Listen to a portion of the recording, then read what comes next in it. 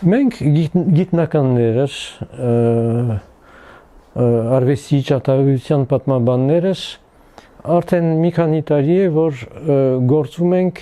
մի ուղղությամբ, որը միակն է, որ մեզ հասանելի է, դա տեղեկությունն է,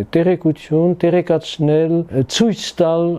ժառանգության հարստությունը Արցախի, ցույց տալ այն ավերածությունները, որոնք գործվել են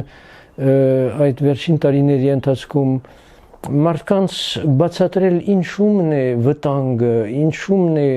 ինչքան ծանր է, կարևոր է բոլորիս համար, ամբողջ աշխարհի համար այդ կորուստները։ Սա է մեր գլխավոր թիրախը, մեր գլխավոր նպատակը,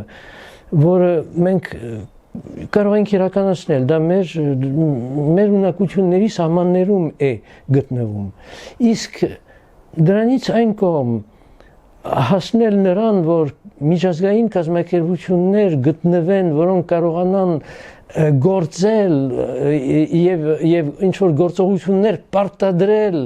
մեկ այլ պետության ներսում իր տարածքի վրա գտնվող հուշարձանների